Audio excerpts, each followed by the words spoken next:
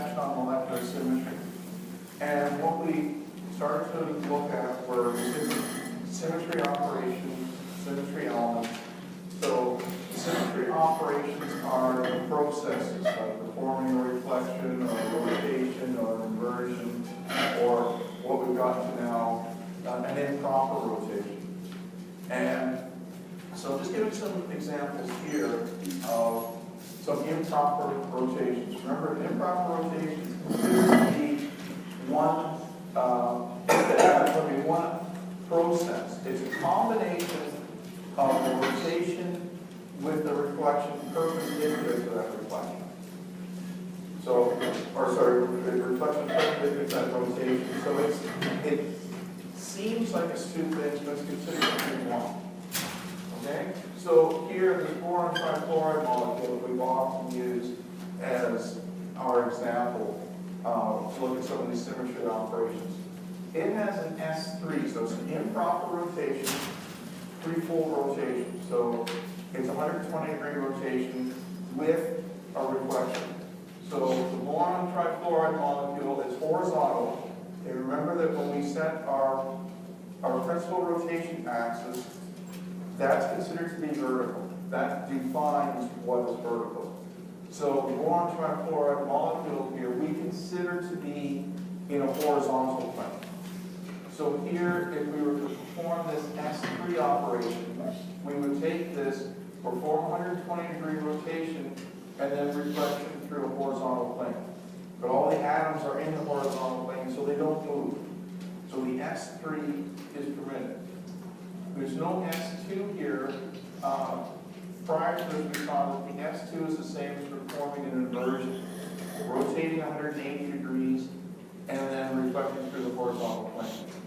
So the boron trifluoride molecule, the center of the molecule would be here at the boron atom. If we treat that as an inversion center, we would be taking one of these atoms, passing it through that point to an equal distance on the other side. You can't do that with the boron trifluoride. It doesn't contain an inversion center. So it doesn't have this S2 symmetry operation as part of its, what we'll see later, called the point group. The sulfur hexafluoride, we've got an S4 and S2 operation. The S4, we can take this in this horizontal plane, rotate 90 degrees, and then perform a reflection in that horizontal plane. The reflection of the horizontal plane wouldn't affect any of these atoms, but it would take this one, take it down here, this atom would go up there. So the S4 operation is permitted in this octahedral compound. The S2, which is the same as inversion, would be taking each one of these points, passing it through to the other side. It's the same as doing 180 rotation followed by the reflection in the horizontal plane. And with the benzene molecule, we have a number of improper rotations, an S6, an S3, and an S2. So the S6, we're rotating by 60 degrees and then reflecting in the horizontal plane. All the atoms are in the horizontal plane, so none of them actually move. The S3 would be going 120 degrees, so we'd be taking, say, this hydrogen and taking it over to this point. That's still a permitted symmetry operation. The S2, we're going 180 degrees and performing a reflection. And again, the S2 is the same as the inversion. The benzene, there's no atom at the middle, but we can treat the center of that molecule as a point through which we can perform inversion. Okay? There does not have to be an atom. So we can perform inversion on the benzene molecule even though there isn't an atom at the inversion center. So you know that you have these operations and after you do them, it turns out to be the exact same thing you started with. That's the only time it's permitted. When you perform the symmetry operation, you have to, the new mapping has to be identical to the old one. If you were to just look at the two of them, they would look identical. Okay, that's the only time that the symmetry operation is permitted. Okay? I've got a link here, which will take you to a web page. I've tried to put up a number of web pages on the Moodle site to help illustrate some of these different aspects of the molecular symmetry. So this is, here we've got, this is actually ethane in the standard configuration, trying to illustrate an S6 rotation. Now, if we just do the rotation here, from this direction, you can't really see what's going on. So you can see that some sort of rotation has occurred, but you can't really see what's going on. And that's because we're looking down the carbon-carbon axis.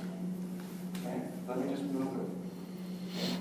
There's our carbon-carbon axis. So we were looking straight down that axis. That is the axis where we have the S6 rotation. Okay, so along the carbon-carbon bond is the axis about which we do the rotation. In the improper rotation, you do the rotation and then the reflection perpendicular to that axis. So this circle here, that's trying to illustrate the plane through which we're going to do the reflection. So if I now perform the rotation, we do the rotation, then comes the reflection, and the final mapping of the atoms looks identical to the original one. Okay, so let me just do that again. We do the rotation, followed by the reflection. Okay, and the reflection is perpendicular to the rotation. In the improper rotation, that is one process. Okay, and as we saw before, in some of these molecules, you may have both the rotation and the reflection as independent elements. In others, you would not. Here, if we take the ethane, we don't have that reflection plane as an independent element. We can't take the atoms on this end and reflect them down there. They don't go to the same spot. Okay? So we don't have that independent reflection plane. But we do have this improper rotation that uses the reflection plane. Okay? So here we're looking at methane. Here we have the methane molecule. We have a number of different improper rotations that are possible. Okay? This is one of them here. Okay, so we're splitting between the two, between the two hydrogens. We've got